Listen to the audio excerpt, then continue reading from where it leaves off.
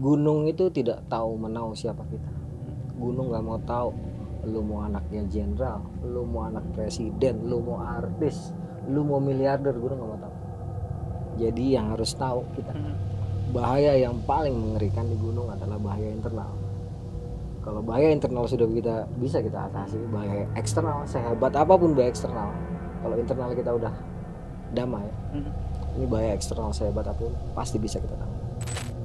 Ketika saya ada di tempat itu, ini kelihatan banyak sekali wanita dan laki-laki berpakaian lurik, tapi mengganggu sekali gitu. Mengganggunya seperti apa? Mengganggu apa ya? Nabrak-nabrak gitu. Nabrak-nabrak, intinya tuh gitu. bikin kita susah mengetahui arah lah. Oh, pengacau ini arah gitu. Karena saya orang yang nggak sabaran juga kadang-kadang cabut belati saya selalu punya belati baja walaupun kecil, itu baja saya pakai, saya cabut itu saya langsung aja tebas udah.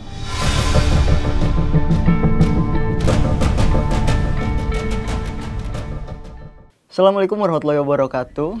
Selamat datang kembali di acara Obsan, obrolan santai. Dingin banget ruangannya ini, alhamdulillah. Karena kali ini temanya cukup seru banget, jadi teman-teman pasti udah sering mendengar tentang pegunungan, perbukitan. Nah, kita udah bawa kesepuhannya lagi, maksudnya emang bener-bener senior lah dalam persoalan gunung pergunungan. Ada Mas siapa? Arya. Assalamualaikum, selamat datang di obrolan santai ya. Dan juga jangan lupa, jelas ada Om Hao juga, Om. Gimana kabarnya? Alhamdulillah, Om Hao, ya Allah, udah bertahun-tahun. Gimana nih Om? Om pernah naik gunung nggak? Paling tinggi ya Mas, ke Turgo. Saya tuh kalau naik gunung banyaknya ngeluh sebenarnya, kan nggak boleh ya kalau naik. Tapi kalau yang kayak Lawu, Merapinya, Semeru, atau Selamat jangan denger aja. Gitu, belum pernah. Banyakan pantai. Baca-baca paling literatur ya Om ya tentang pergunungan ya? Paling secara vulkanologi mungkin ya, geologi gitu. Secara teorinya lah Mas. Tapi kalau benar-benar naik belum pernah. Gitu. Paling tinggi Turgo ya? Turgo. Mas Arya pernah Mas naik gunung Turgo? Turgo apaan sih? Turgo itu bukit ya masuknya? Bukit sebenarnya, bukit. Di daerah mana Mas? Merapi. Oh Merapi. Iya, Turgo. Paling gunung-gunung yang pernah naik Gunung Kawi, Gunung Kemukus, Gunung Tidar. Enak. Kemukus enak ya? Kemukus enak ya? Enak ya, oke. Mas Arya, makasih udah datang ya. Banyak banget nih dari aku nih sebenarnya pertanyaan-pertanyaan tentang pergunungan, karena sebenarnya aku juga seneng naik gunung ya, naik gunung maksudnya. Naik gunung ya? Naik gunung, iya. Bukan begini ya? Gunung begini, naik gunung karena kalau dari filosofisku asik. Udah mulai anak senja banget nih. Naik gunung itu apa ya? Kayak memberikan sebuah ketenangan gitu loh. Bener nggak sih? Kalau menurut Mas Arya, apa sih sudut pandang yang tentang gunung tuh? Kenapa sih harus gunung gitu? Mungkin karena dia sepi kali ya. Sepi. Jauh dari peradaban, terus mungkin udaranya juga masih sejuk. Belum banyak terkontaminasi oleh polusi udara kan, polusi suara, polusi udara gitu ya. Dengan catatan naiknya lagi sepi. Gitu. Oh iya. Peak season rame ya? Ya intinya mungkin karena udaranya masih sejuk. Gitu. Dan Dan bisa menyegarkan banyak hal lah. Nah, udah berapa lama nih Mas Arya tuh kalau naik gunung? Apa dari lahir kah? Dilahirkan di gunung gitu? atau gimana? Sebenarnya kecenderungan ini udah ada dari kecil ya. Karena dulu kan Lenteng Agung itu masih kebun-kebun Om. Sebelum jadi kampus Pancasila itu masih ada beberapa tempat yang ada tebingan, seperti di pinggiran Kali Ciliwung ataupun di beberapa lokasi yang saat ini mungkin udah nggak ada ya, lokasinya udah jadi perumahan klaster. Dulu tuh ada tempat-tempat seperti itu, dan saya waktu kecil itu memang karena anak kebun ya, anak kampung ya, jadi senangnya tuh bikin rumah-rumahan. Iya. Main seluncuran, bikin tali-talian. Intinya dari kecil memang kecenderungannya di alam tuh memang udah luar biasa. Melekat lah gitu ya. Tahun berapa itu pertama kali deh? Kalau pertama kali naik itu 92. Tapi kalau camping-camping itu Perjusami, Persami itu dari SD ya Om ya, dari tahun 85 udah mulai itu. Oh, alah. 85 ya. Iya, karena Itu- kan saya kelahiran 77. Oh, masih muda sih sebenarnya. Masih muda Ya, banget. Om juga sama kalian, Bro? Tambah 10 tahun. Kalau ini 77, saya 87. Oh iya. Masa tah? Saya 87. Oh, alah. Alhamdulillah lahir. Sama berarti Mas. Lahir tahun 2000 sebagai anak muda saya. Emang bener 2000. Iya, berarti udah lama banget nih, berapa tahun hitung-hitung dari sampai sekarang deh, alhamdulillah masih sehat kan ya? Alhamdulillah. Masih bisa sanggup naik gunung, masih bisa. Kemarin baru turun dari laut. Baru 2 hari yang lalu. Berapa tahun kira-kira tuh? Ya dari 92 sampai sekarang berapa Mas? 32 tahun kali ya? 32. 32. 32 bener ya Om? Ya, betul. 32. Kalau Om dulu nih Om Hao, naik gunung pertama kali umur berapa tahun? Ini apa? Bukit apa gunung? Oh gunung, enggak, ya yang menanjak deh, asal bukan tanjakan Perum. Oh, kalau nanjak dari kecil. Hmm. Saya sama. Kan 3 sampai 5 tahunan saya. Orang Jawa bilang itu kan gelidik ya. Gelidik itu nakal gitu. Nakal anak kecil gitu loh. Kebetulan di belakang rumah itu memang ada bukit. Ya nggak terlalu tinggi ya, apa ya Mas ya, kayak kita pernah yang di Magelang dulu itu. Oh iya. Yang malam. Iya, Nah, iya, iya. modelnya gitu. Cuman kalau yang benar-benar gunung real ya, saya belum pernah.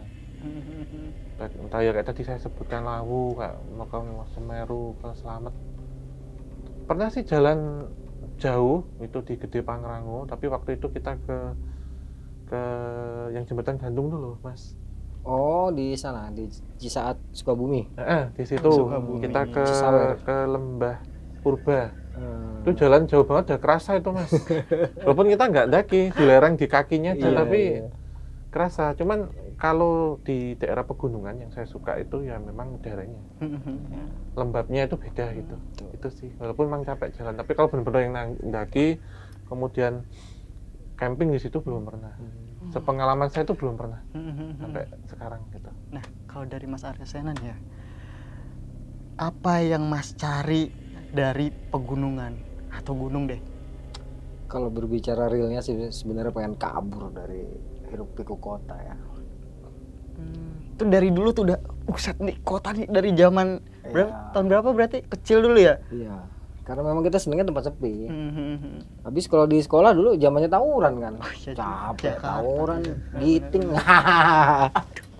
Jadi kalau kita kabur ke gunung tuh awalnya itu. Tapi lama-lama seiring berjalannya waktu itu akhirnya kita menemukan sesuatu.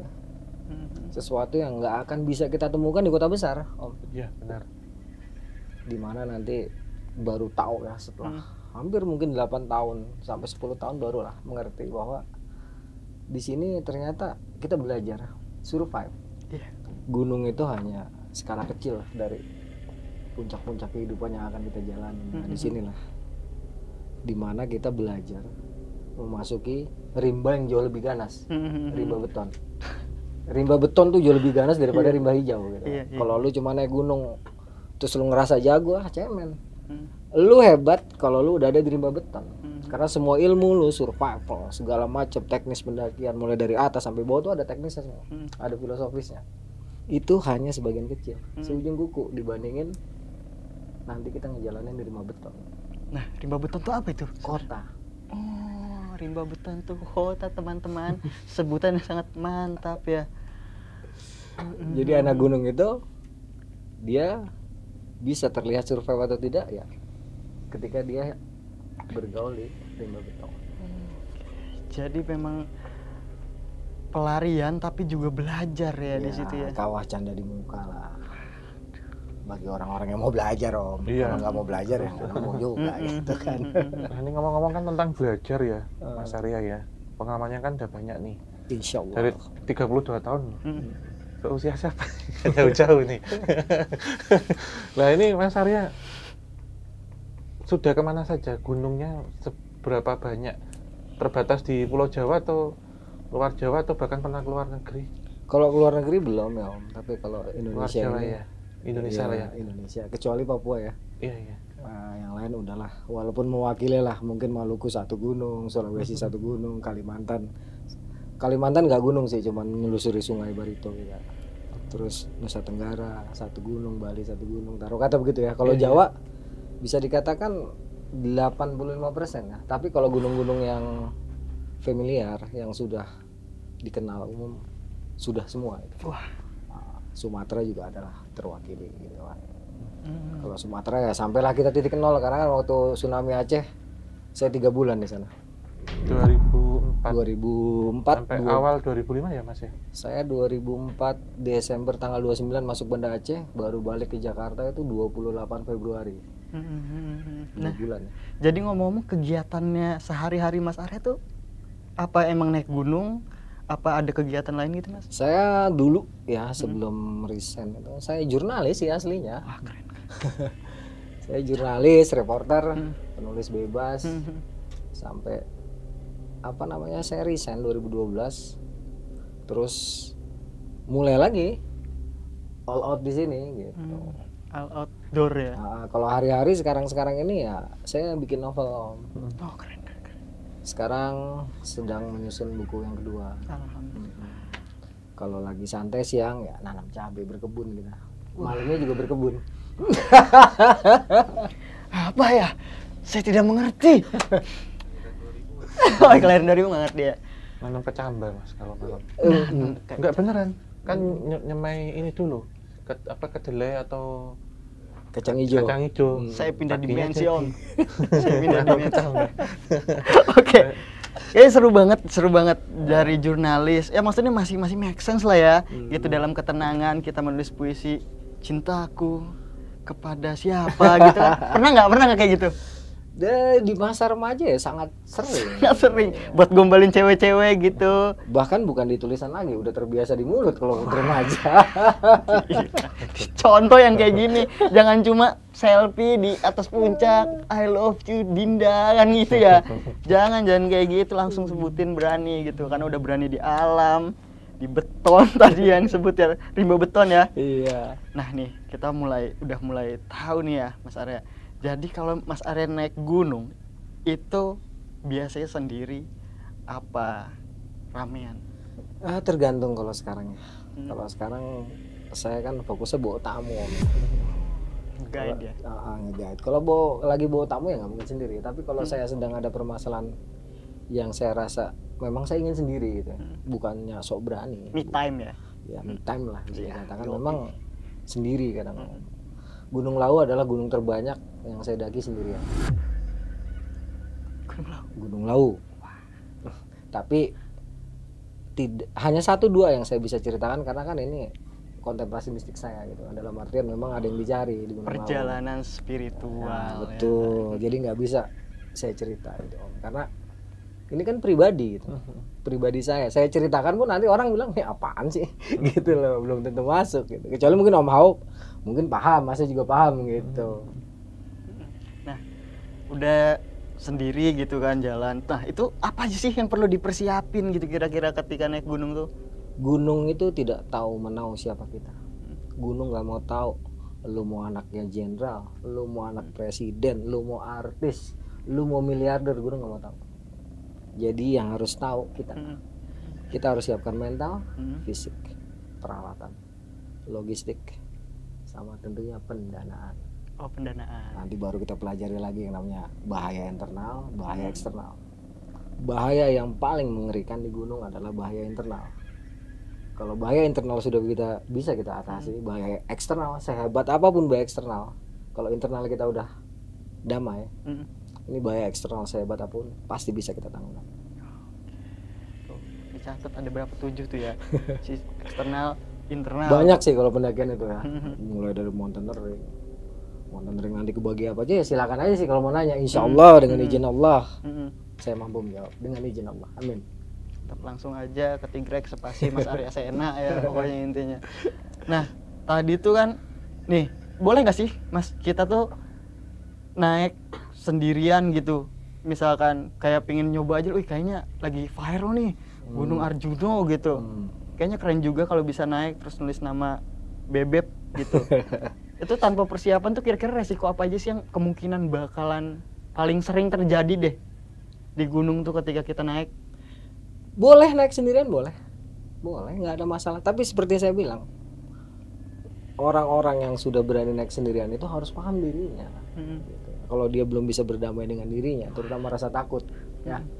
Karena musuh terbesar kita itu rasa takut. Rasa takut itu fitrah, tidak bisa dihilangkan. Tetapi kalau kita bisa berdamai dengan rasa takut, kita bisa manage, boleh. Karena itu bahaya internal. Oh, bahaya internal tuh dengan pribadi Pribadi sendiri, kita, rasa takut kita, rasa sombong kita, rasa keingintahuan yang berlebihan, ego. Itu kalau ini semua udah bisa kita handle, bahaya eksternal itu pasti bisa kita atasi. Gitu. Kebanyakan orang kan ngincer sekarang eksternal. Wah, di gunung badai, setan. Ya elah. Ya.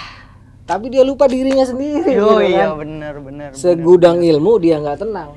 Selesai. Nah, ini ngomong tadi kan ada eksternal nih, Mas. Kalau kita ngomong itu kan secara umum ya, Mas ya. Gunung kan mesti ada tempat mistis. Iya. Nah, ini sepengetahuan Mas sendiri atau pengalaman. Kalau kita ngomong kan salah satu gunung paling angker dan wingit atau yang dikeramatkan itu kan Lawu. Betul. Pandangannya Mas sendiri. Karena gini, Lawu kan juga terkenal tempat moksanya Brawijaya. Ada yang Lawu, ada Ki Jalak. Kemudian yang itu Mas, yang Padang itu, yang tempat apa dulu prajurit ya. Oh, ini gula peperangan. Yang katanya orang Blora macet pun nggak boleh ke situ. Maka itu juga. Selain itu juga, kalau saya sendiri sih ngeliat ini Mas Samai di Jawa sendiri ya, kan ada tentang 3S ya.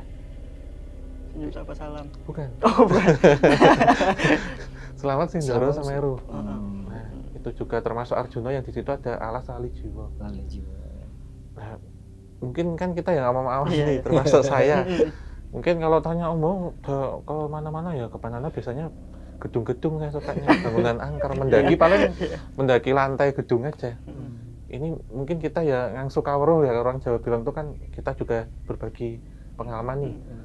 Mas Ereng sendiri kalau misal di gunung mungkin dengar dari cerita atau pas mandu ya, atau pengalaman pribadi, mana sih tempat yang diwingitkan, disakralkan atau diangker atau angker atau menyeramkan tuh seperti apa Mas kalau di gunung? Atau di tempat yang tadi saya sebut 3S dan Gunung Lawu itu seperti apa? Sebenarnya nih ya, jujur, kalau pendaki itu sebenarnya nggak kenal tempat angker. Ini tetap ini aja yang ngeblank gitu aja jalan itu ya Mas ya? Bukan ngeblank sih, jadi seperti saya bilang, lokasi misalnya kita sebut pos 3 atau misalnya kita bilang Gupak Menjangan. Wah, Gupak Menjangan nih angker. Itu termindset, berarti internal kita itu akan bermasalah nanti.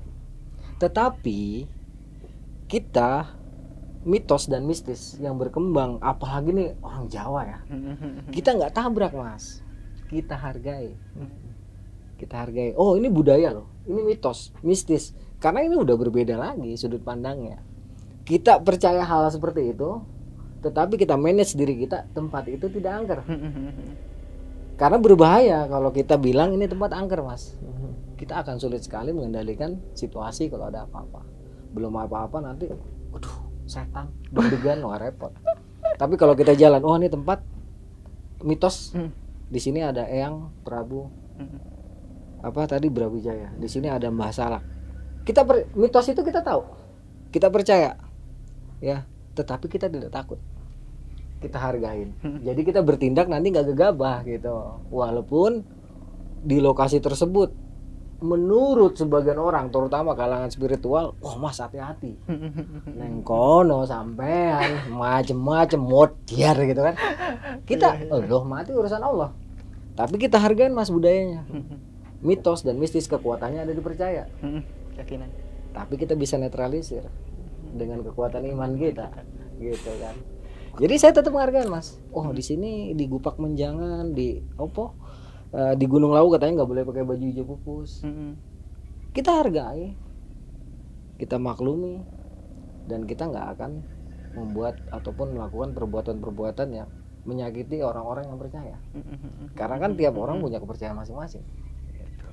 Kalau menurut sisi mistis saya dari batin, memang Gunung Lawu terasa, terutama tadi di Gula Peperangan, Argo Dalam, ya, terus Sendang Derajat. Karena di Sendang Derajat, saya pernah punya pengalaman unik Om. Apa tuh? Seru nih kayaknya. Tahun 97 itu kan saya naik sendirian. 97 itu nggak ketemu orang, Mas. Iya, 97. Belum ada Saya naik handphone. sendirian lewat Cemoro Kanda. Ketika saya di pos 3 di mata air yang dikeramatkan, saya sendirian tengah malam kan, sekitar jam 9 malam. Rambut saya dulu lebih panjang. Karena ini tempat nggak ngenakin, terus banyak penampakan yang enggak. Akhirnya saya buka nih rambut, saya riap-riap. Gue bilang, lu setan, gue juga setan nih gitu kan. Nah, buka. Impostor. Nah, itu adalah beberapa kejadian yang mungkin boleh percaya boleh nggak, di mana di situ mungkin saya sudah memasuki dimensi lain. Karena kelihatan tuh Om Hao, sekitar saya tuh banyaklah penampakan gitu.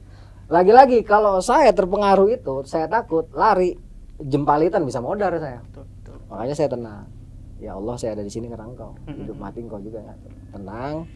Selesailah permasalahan dengan makhluk-makhluk itu. Sampai datang nih orang. Ngelihat saya rambut riap-riap ada di bawah pohon gede, dibaca ayat kursi Om Hao.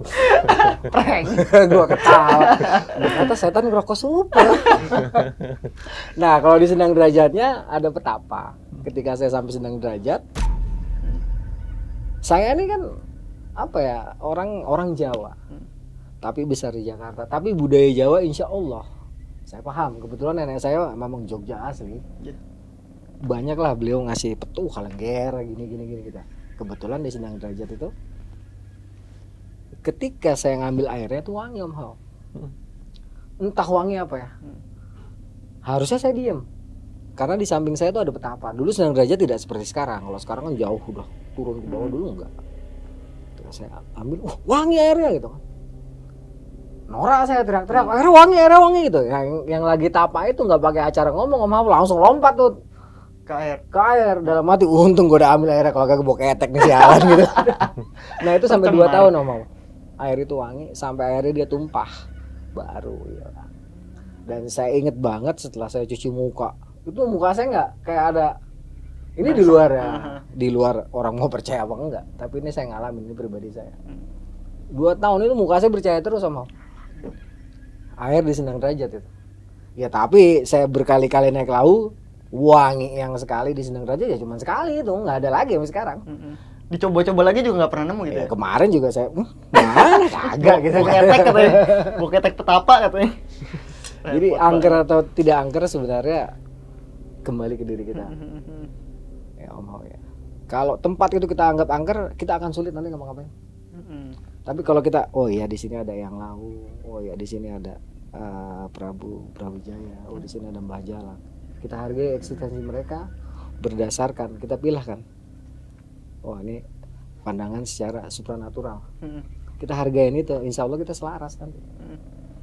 Terlalu takut enggak, terlalu berani enggak. Jadi kita ada di tengah-tengah, adab jatuhnya. Kalau terlalu takut, terlalu berani. Kalau terlalu berani songong, terlalu takut akhirnya nggak jadi naik. Tapi kalau kita ada di tengah-tengah, adat istiadat kita hargai, eksistensi makhluk Allah yang lain kita hargai, dan kehadiran kita di gunung juga dihargai nanti oleh mereka. Cakep banget. Ini satu video full daging isinya pesan-pesan semua ya Om ya. Nah kalau Om nih ya, kalau menurut Om ya, eksistensi nih Om, ada eksistensi apa sih gitu di pegunungan itu? Iya, kalau kita bilang ini pengalaman saya ya, Mas Arya, Mas Ami. Kalau kita ngomong tentang gunung itu, tentunya kan ada 3 bagian. Ada 3 bagian, jadi kaki, badan, dan juga kepala, puncak atau kemuncaknya. Pada zaman lampaunya ya, kita kenal kan beberapa kepercayaan sebelum hadirnya kepercayaan ya, masuk di masa klasik sendiri.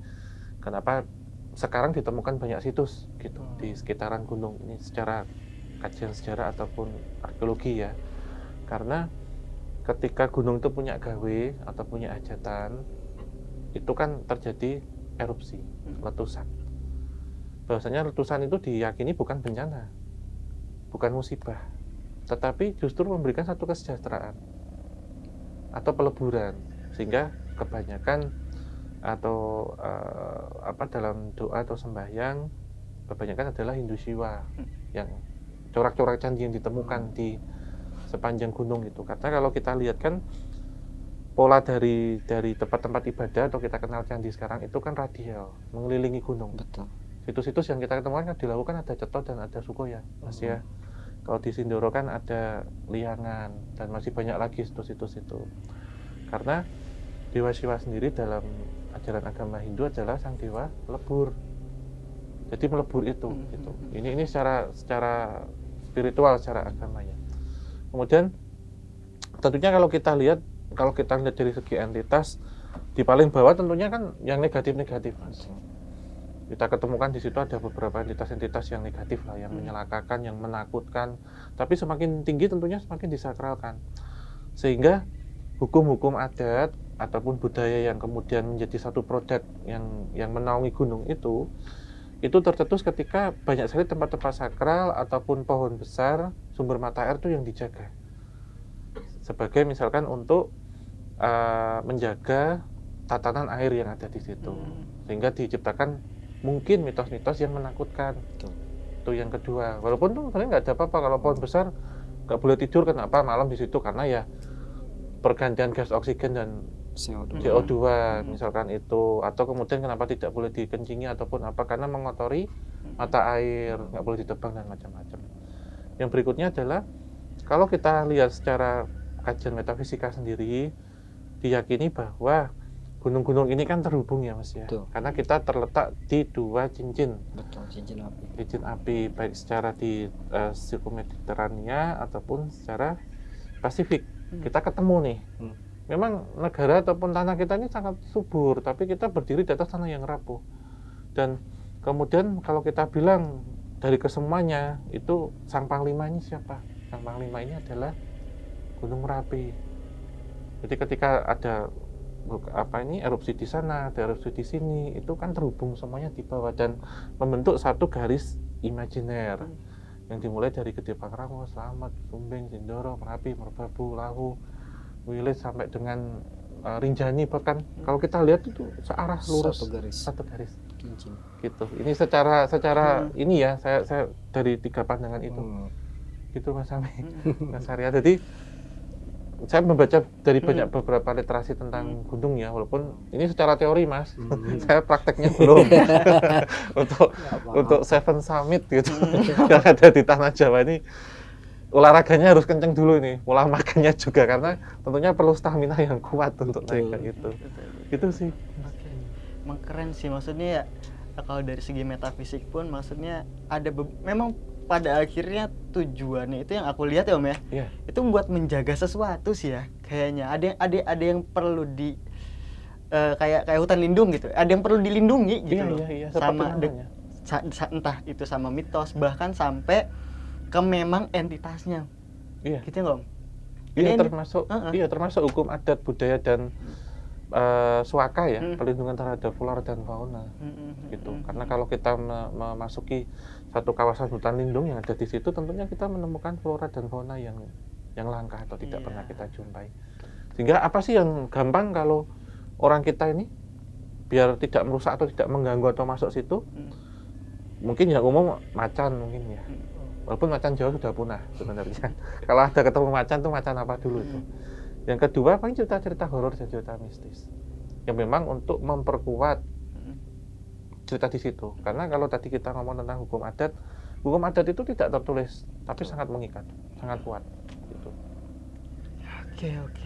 Oke. Back to the cerita horor nih. Aku kan penasaran nih, karena aku ngelihat di Twitter ya Mas ya Om, di Twitter, di Instagram itu perdebatan para pakar pegunungan nih kayak wah nggak ada setan, wah itu mah mindset, wah yang satu ini gua habis ketemu pocong, habis digendol pocong gitu dan lain-lain. Nah kalau dari Mas Arya sendiri ya, ada nggak sih cerita lagi nih yang bikin Mas tadi kan harus balance tuh antara keberanian dan rasa takut, tapi ini coba ada nggak satu momen horor di mana itu Mas Arya tuh kayak kabur lah gitu, pernah melihat sosok apa gitu sampai bikin Mas Arya takut gitu loh. Ada nggak sih? Jadi kalau berbicara gaib itu ibaratnya lu di ruangan ini, satu lagi di ruangan sebelah. Apa yang lu lihat di sini nggak bisa dilihat orang sebelah. Lu ngotot gua ngelihat lampu yang di sebelah, kagak gua ngelihat meja. Jadi kita nggak bisa saling ngotot, nggak bisa memaksakan pandangan kita. Karena ini sifatnya pribadi. Percayaan. Jadi orang mau lihat pocong, mau lihat genderuwo, mau lihat siluman jempol, ya itu pribadi dia gitu kan. Jadi kita sebenarnya sih kembali ke dalam diri sendiri lagi. Bijak. Benar. Kalau soal yang paling serem ya, kalau tempat serem nggak ada ya.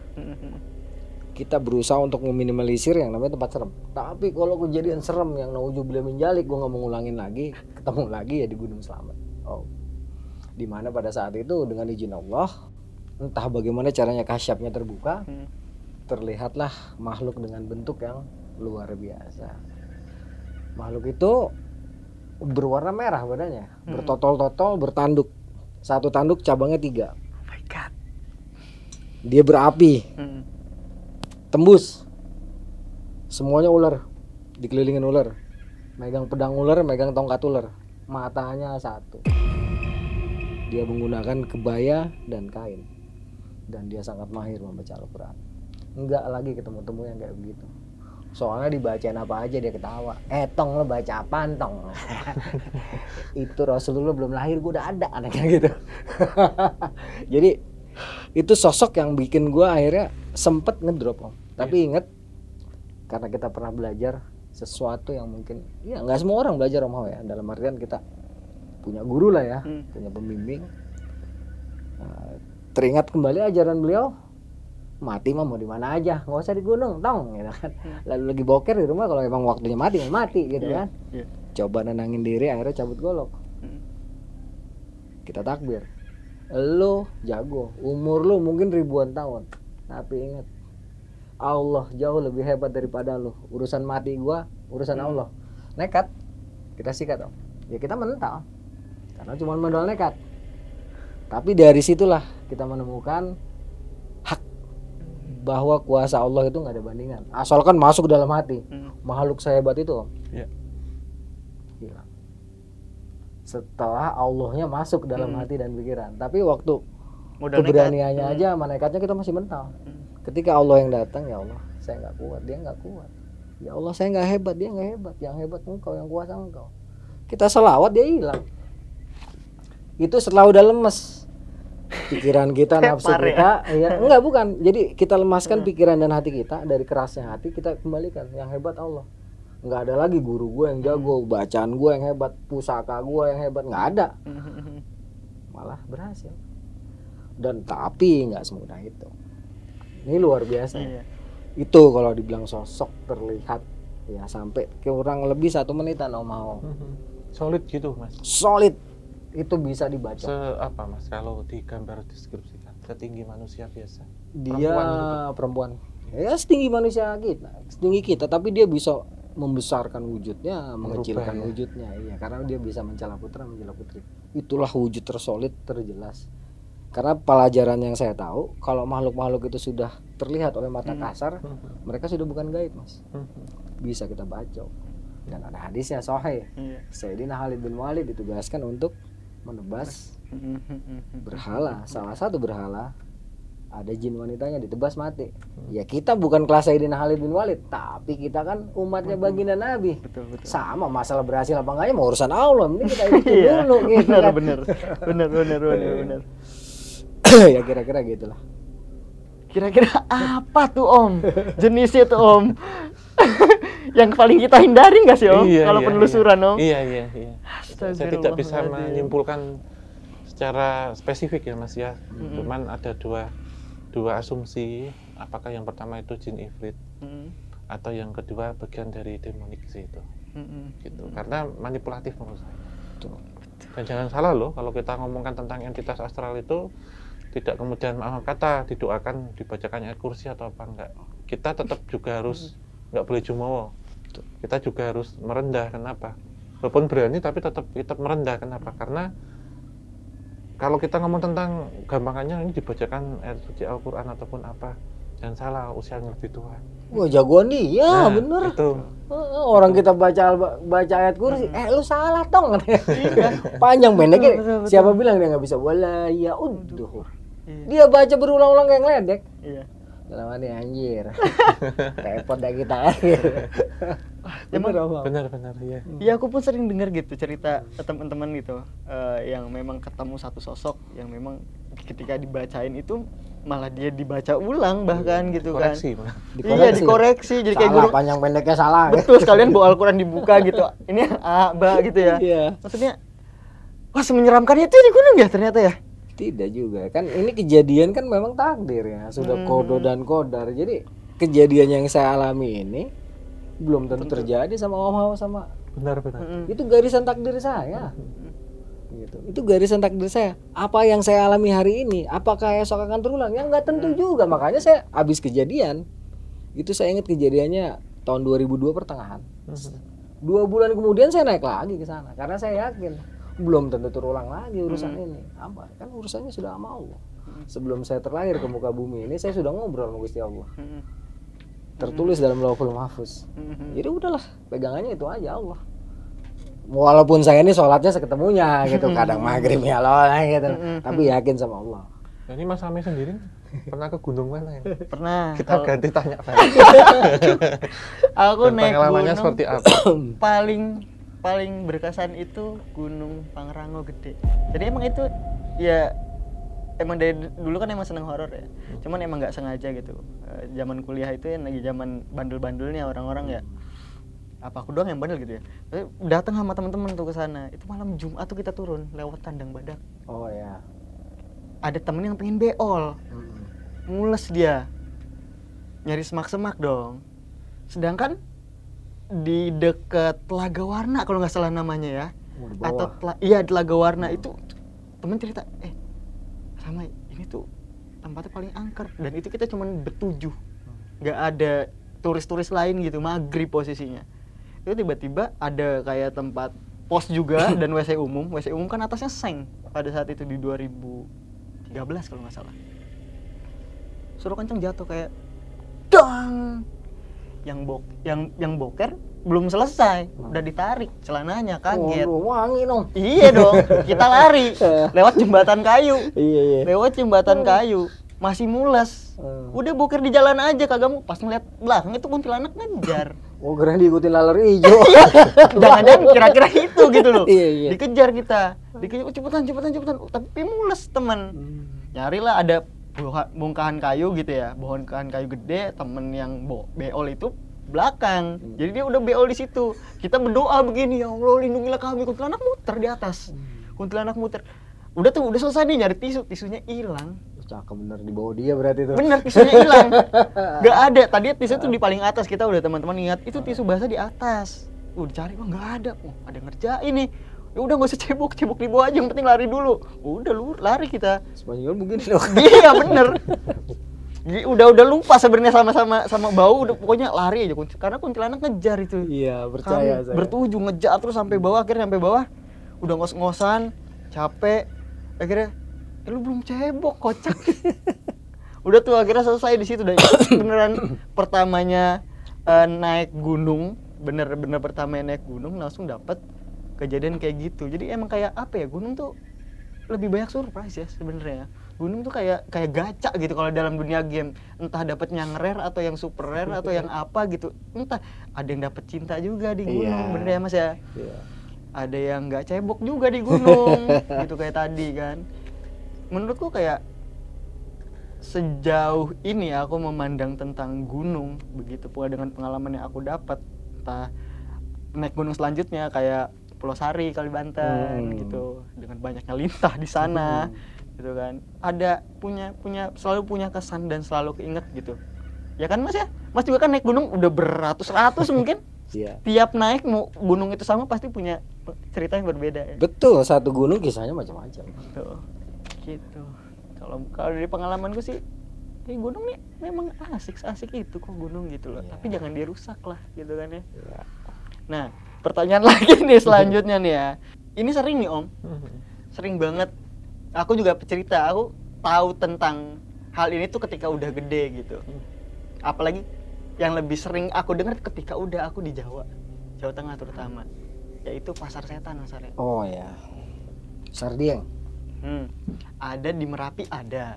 Terus yang aku dengar kemarin di Semarang ada, Sumbing ada. Sumbing ada kan. Nah, pernah nggak sih Mas Arya tahu atau beli kopi gitu di pasar setan gitu? Pengertian pasar setan itu kan sebenarnya keramaian gitu. Jadi keramaian itu bisa berupa terkadang ada aktivitas gaib atau aktivitas supranatural seperti pasar, atau memang di situ pusat keramaiannya. Pengertian saya nih ya. Nah, jadi mohon maaf nih kalau beda nih Om. Pengertian saya yang namanya pasar itu pusat keramaian, tetapi tidak harus terlihat baik secara batin maupun kasar itu orang lagi dagang gitu. Jadi nggak harus, pasar setan itu tidak identik kita harus transaksi di situ. Karena pengalaman saya di pasar Bubrah Merapi. Pernah? Pasar Bubrah Merapi itu ramai orang menggunakan pakaian khas Jawa, langkon, lurik, kain. Laki-laki, yang perempuan ya pakai baju Kemben gitu ya. kemben gitu kan. Tapi nggak ada aktivitas dagang di situ. Hanya orang ramai berkerumun bawa semacam lampu yang kecil, sentir ataupun obor. Di pasar setan baru saya menemukan ada di situ aktivitas pasar. Kelihatan. Tapi sepertinya mereka tidak lihat saya gitu. Jadi saya lewat terobos-terobos aja. Dibilang takut. Tapi ya kalau kita lari, kita lebih berbahaya lagi. Iya. Gitu. Jadi kalau pengertian saya, pasar itu tidak identik dalam tanda kutip ya. Tidak identik dengan adanya transaksi di situ. Jadi yang namanya pasar adalah pusat keramaian. Di Lau nggak cuma di situ mau. Ada di pos 2. Ada di pos 3 dari Cemoro Sewu. Di Gunung Gede pun ada keramaiannya. Pasarnya ada. Udah kayak ini ya, minimarket ya. Jadi tapi kan yang terkenal kan di Lau, di Sumbing. Di Sumbing memang namanya pasar setan. Kalau di Lau namanya pasar Dieng. Di Merapi namanya pasar Bubrah. Inilah tempat-tempat yang terkenal sebagai lokasi yang memang kerap ataupun banyaklah pengakuan pendaki secara personal menemukan kejadian berbau metafisika di situ, terutama penampakan hal-hal yang harus bertransaksi kayak di pasar Dieng kan harus ninggalin uang 1.000 koin atau berapa. Pasar Bubrah juga kan, tapi yang paling terkenal kan pasar Dieng lah. Nah, di situ kita sering banget dengar pendaki cerita mereka sering bertransaksi di situ. Tapi kalau saya pribadi tidak pernah bertransaksi. Tidak pernah bertransaksi. Tapi kalau berinteraksi beberapa kali. Gimana itu interaksinya? Interaksinya kayak masuk ke dalam Keramaian dimensi itu ya? mereka. Ya, tapi tidak terjadi transaksi. Hanya sedikit kontak. Om Hao malah pernah. Di mana saya ini agak saya rahasiakan lokasinya, soalnya ini agak frontal gitu. Ketika saya ada di tempat itu, ini kelihatan banyak sekali wanita dan laki-laki ya, berpakaian lurik. Tapi mengganggu sekali gitu mau. Mengganggunya seperti apa, Mas? Mengganggu apa ya? Nabrak-nabrak gitu. Nabrak-nabrak. Intinya ya, tuh gitu. Bikin kita susah mengetahui arah lah. Oh, pengacau ini arah gitu ya. Karena saya orang yang nggak sabaran juga kadang-kadang cabut belati saya selalu punya belati baja gitu. Walaupun kecil itu baja saya pakai, saya cabut itu saya langsung hajar tebas udah itu langsung kilat itu interaksi saya demi Allah lillahi ta'ala gitu. Hilang semua tuh mau selesai saya wudhu, saya bilang yang hebat Allah, saya tamu, kamu pun tamu di sini, kamu tuh ngontrak sama gunung ini, saya pun tamu, bukan kamu yang punya gunung ini, yang punya sana. Nah, jadi udah itu saya berdua sama rekan saya sampai ternyata dia ngelihat juga. Jadi solid lagi, Mas. Solid itu. Itu orangnya apa, Mas? Mukanya kayak kita jelas clearly. Ya orang biasa gitu. Oh, orang biasa, cuman dia bisa nembus-nembus kita. Bisa bayangin kayak kita di keramaian mungkin baru turun dari kendaraan atau apa itu kan but gitu loh, Mas. Iya, cuman ini kita jadi kehalangan, kita nggak direction gini, kita. jadi kayak gini nih. Direction kita, saya kan jadi kesel, mana udah capek. Mana itu saya dari Gunung Binaya. Dari Binaya saya lanjut ke gunung ini. Gitu. lagi capek-capeknya dibikin mubang-mubang nggak karu-karu ya udah. Coba teman-teman tebak di mana gunungnya, ayo kita ke sana aja. Terus itu berdarah gitu apa tinggal jatuh gitu Udah, aja Mas? hilang. Celing-celing Tapi gitu. ada Kilatan gitu ya. dret sama kilatan. Mm-mm. Kayak semacam petir. Serp. Jadi kayak kita main game itu kan ya. Nah, Iya, iya memang. maksudnya. Nah itu yang saya paling rasakan sensasinya itu. Tapi kalau bertransaksi enggak. Setelah kejadian itu merasa bersalah, saya 2 bulan kemudian saya balik lagi ke situ, naik lagi. Saya langsung salam sama mereka. Mohon maaf kalau ada korban. Habis sih lu gangguin gua kan gitu. Iya. Kalau cerita-cerita yang pernah bertransaksi ada Mas dari rekannya atau tamunya yang ini dia. Ada sih rekan saya, dia di Gunung Lawu, Di laut juga. di Lawu tapi dia barter nasi. Nasi? Oh, dia bawa terus. Dia dikasihkan. dia bawa nasi sama telur ditukar sama pisang.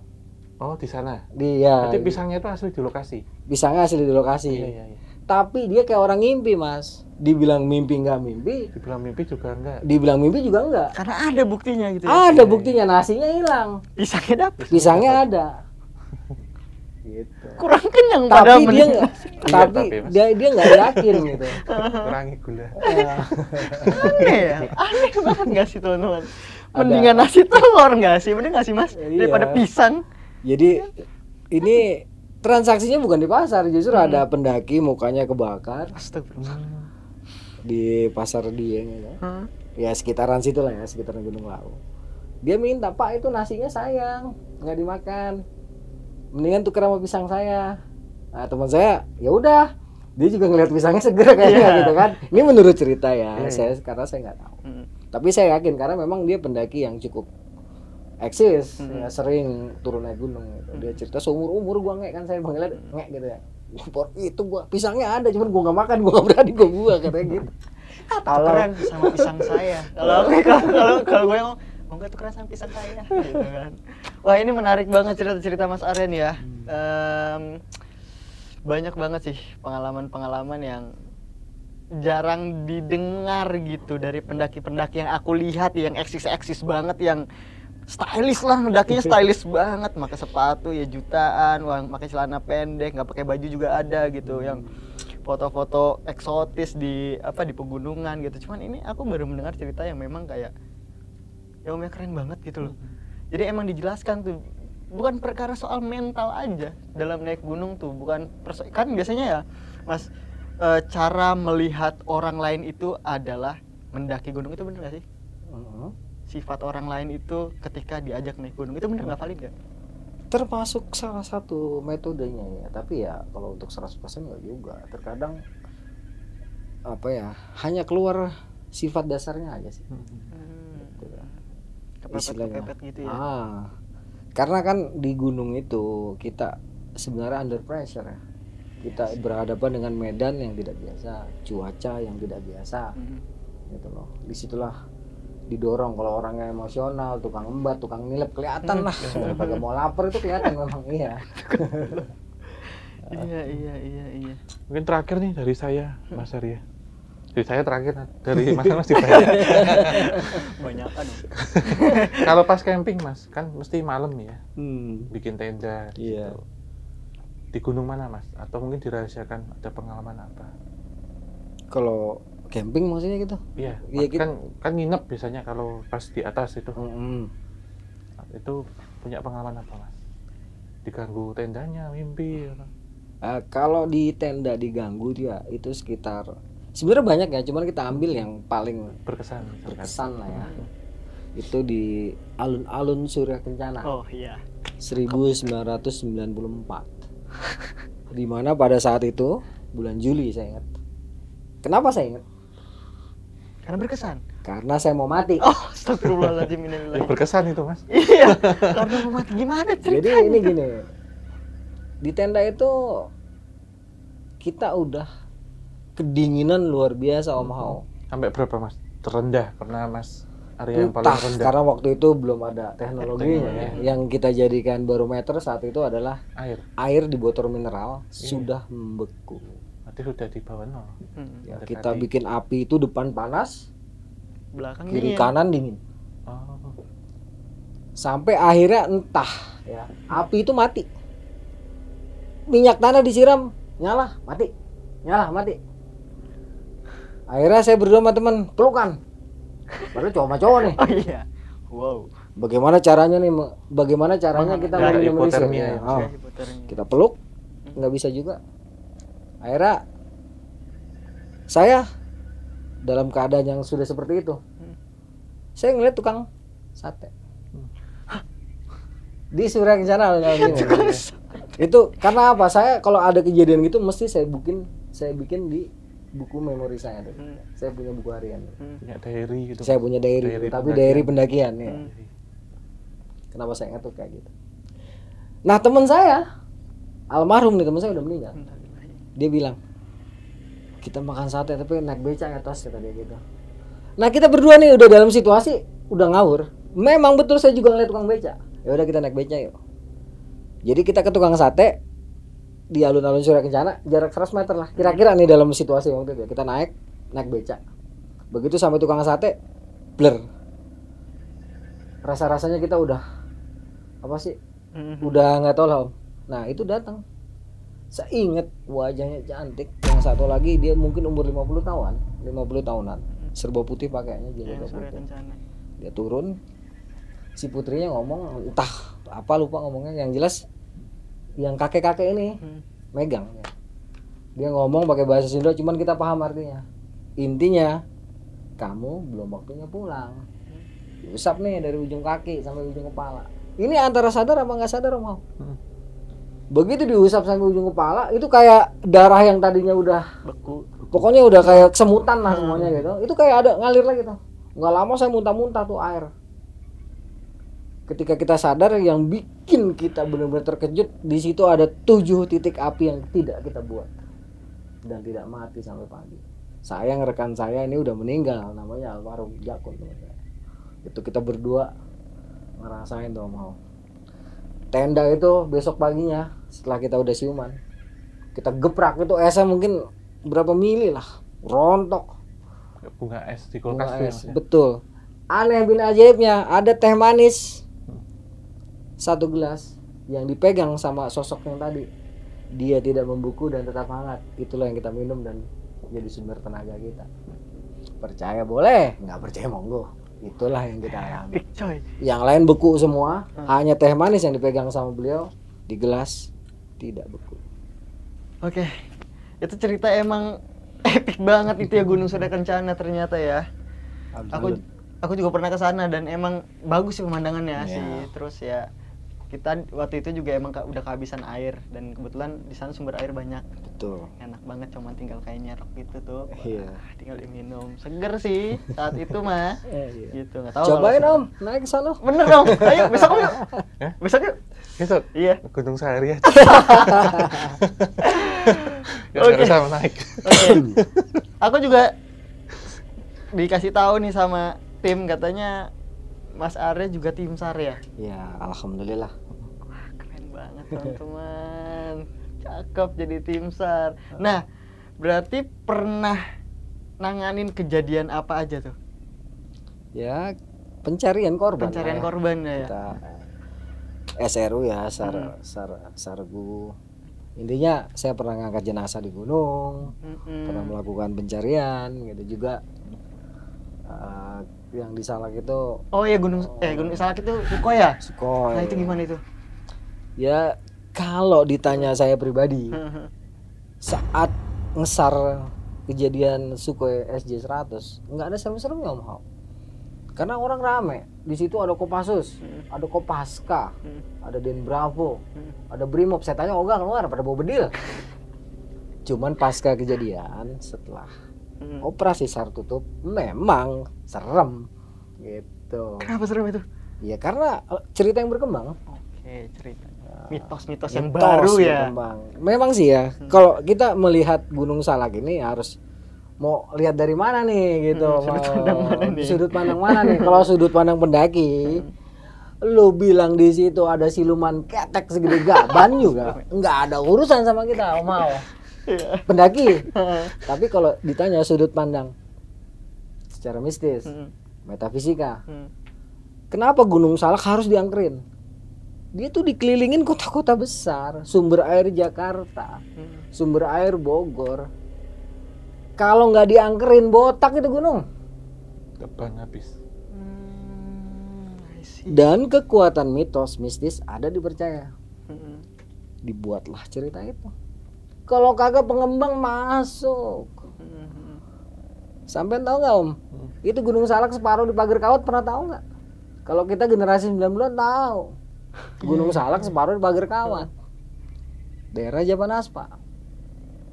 Itu yang segitu angkernya. Jadi memang seperti Om Hao bilang tadi, memang harus ada kearifan lokal. Kearifan lokal kalau kita lihat dengan bijaksana. Orang tua dulu kan mungkin dulu ya Om, contoh nih. Dulu waktu tahun 90-an kalau kita mau naik di atas tuh ada topi. Kalau Topi sekarang kan gunung ini. ya topi gunung kan, kalau sekarang kan ada badai. Kalau dulu enggak, ada pesta di atas. Jang. Party itu ya. Wah, party itu. Taruh kata gitu ngomongnya. Iya, iya. Party itu Jang. Heeh. Pokoknya nggak boleh naik. Mau mana nekat. Modar sampean. Paeh. Ternyata orang dulu kan nggak tahu kalau itu ternyata badai. Taunya kalau kita naik kita bisa mati. Mereka hanya mencerna itu, wah ini pesta, setan lagi pada pesta di atas. Nilai-nilai seperti itu, satu karena kurangnya informasi. Dihubungkanlah dengan hal-hal mistis.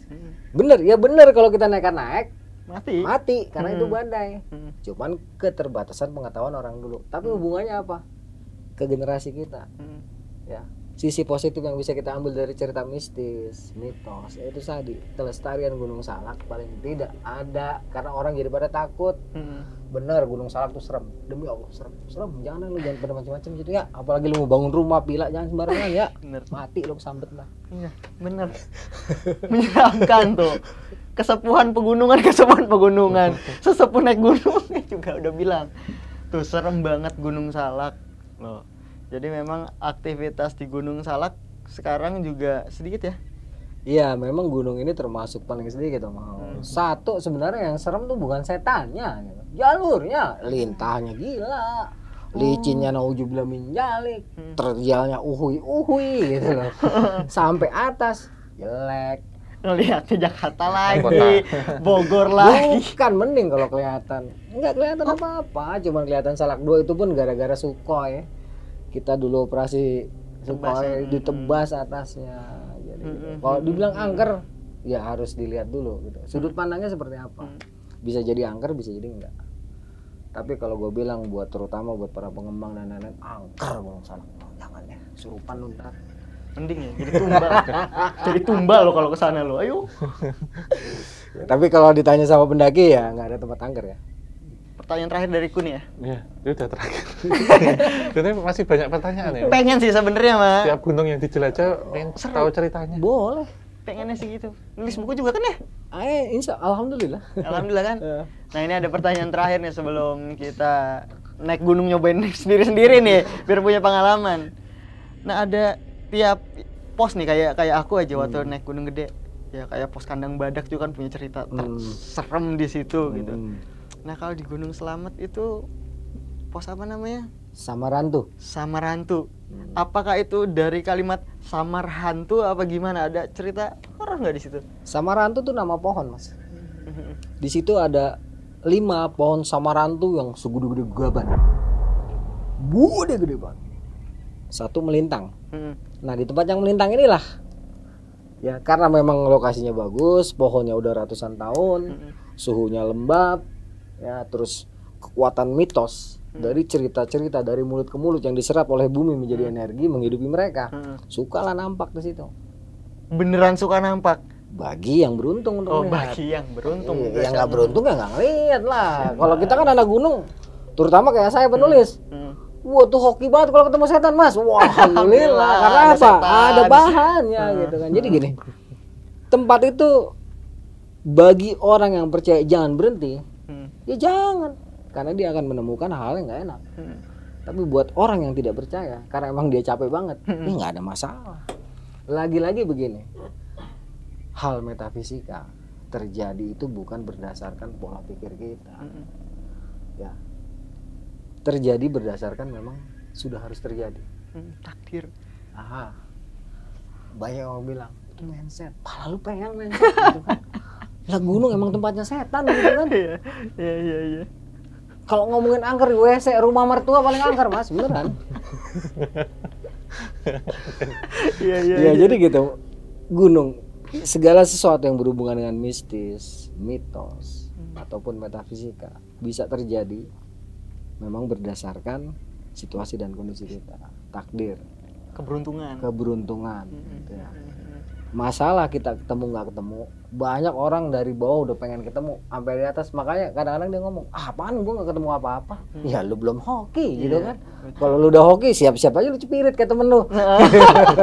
Iya, bener. Jadi nggak bisa maksa. Kita ada di ruangan ini lihat lampu, ruangan sebelah lihat lampu nggak.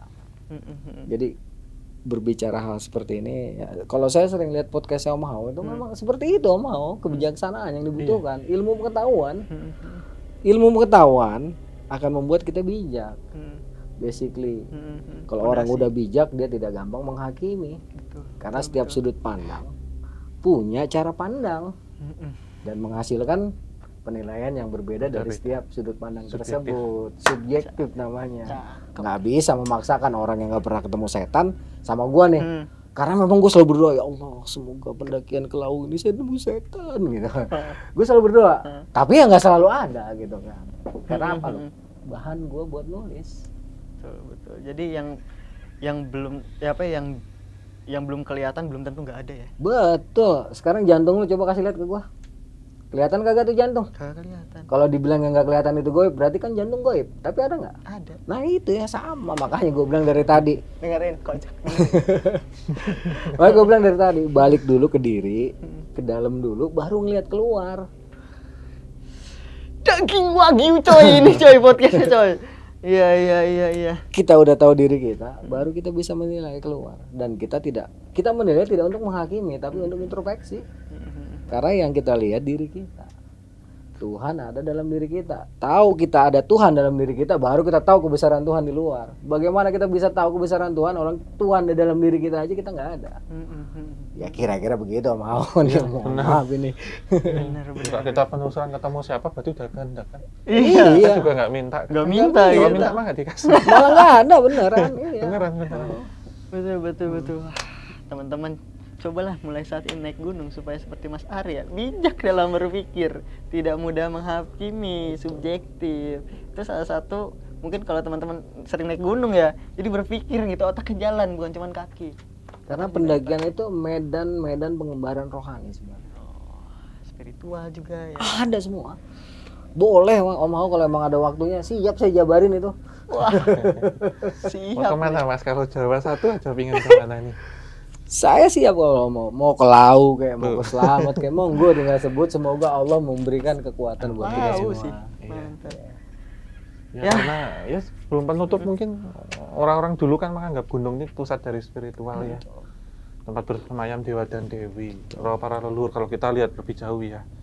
Kemudian banyak orang yang bersemedi dan berdoa di situ. Bahkan diyakini kalau di Lawu juga Brawijaya 5 moksanya di situ.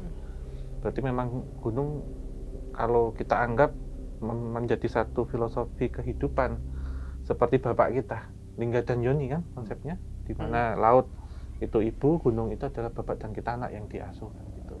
Dan termasuk ya puncak untuk tertinggi ya ketika kita berdoa, kita tetira ataupun melaku di situ, tentunya secara sugesti lebih dekat dengan yang di atas. Sehingga tempat ini dipakai untuk hal-hal yang berkaitan dengan spiritual, dikeramatkan bahkan disucikan. Dari kata suci ini tidak boleh dikotori. Kan ada apa ini jargonnya para pendaki? Apa Mas? Jargonnya? Apa yo? Ayo apa? Aku jargon para pendaki yang penting sampai atas aja sih. Jangan tinggal apapun selain jejak. Jangan bunuh apapun selain waktu. Atau lagi gue lupa. Pokoknya intinya jangan mengambil sesuatu kecuali foto. Betul. Itu dia betul. Kalau dulu tahu mau ya. Kalau belum ada foto dulu gimana tuh? Cuman 2 doang dong jargonnya. Apanya? Kalau belum ada foto dulu. Kalau belum ada fotonya dilukis. diinget. Bukan pas dong. Di atas gunung. Loh, tapi zaman dulu jangan salah loh. Di lukisan di relief loh Mas. Oh iya benar. Relief dan prasasti itu kan ada statusnya orang masa kuno. Oh itu update status ya? Iya. Iya. lagi mam nih gambar. Iya. Itu sih paling Mas Arya ini menarik sekali. Sangat-sangat menarik banget. Nah, terakhir banget nih. Pesan-pesan deh Mas Arya buat Pesan dan kesan. teman-teman semua, mau pendaki kayak mau yang udah di bawah kayak yang masih di atas kayak. Ini buat pendaki apa buat apa? Buat nih? semuanya maksudnya. Semuanya tentang dari atas sampai bawah. pergunungan. Gunung itu menyentuh awan setiap hari ya, tapi dia membumi. Wah. Kita setinggi-tingginya ilmu kita, status kita, sehebat-hebatnya kita, tetap Tuhan lah yang paling hebat. Jadi jangan pernah sombong, karena yang boleh sombong cuma Tuhan. Belajarlah dari pendakian sehingga kita bisa tahu proses untuk menjalani hidup, dan kelak kita akan menjalani kehidupan. Segala sesuatu butuh ilmu. Tanpa ilmu kita akan membabi buta. Ya, jadi jangan merasa jago, jangan merasa bisa. Karena tidak ada yang namanya pendaki hebat, yang ada pendaki terlatih. Tidak ada yang namanya manusia hebat, yang ada manusia terlatih. Melatih egonya, ilmunya, dan kebijaksanaannya. Semoga kita bisa semua mau. Amin. Wah. Tadi bukan cuma soal pendaki ya, tapi buat jadi manusia ya. Ya, karena memang pendaki seperti itu. Kawah canda di mukanya. Oke, terima kasih Mas Arya udah datang ya. Wah, ilmunya sangat daging sekali. Makasih Om Hal. Makasih teman-teman semua yang ada di sini. Makasih juga Javanika dan teman-teman semua yang sudah menonton obrolan santai. Aduh, ini sangat cakep banget. Semoga bisa mendapatkan ilmu ataupun informasi baru ya Mas Arya dari cerita kita semua di sini. Sampai jumpa dengan Opsan episode berikutnya. Terima kasih. Assalamualaikum warahmatullahi wabarakatuh.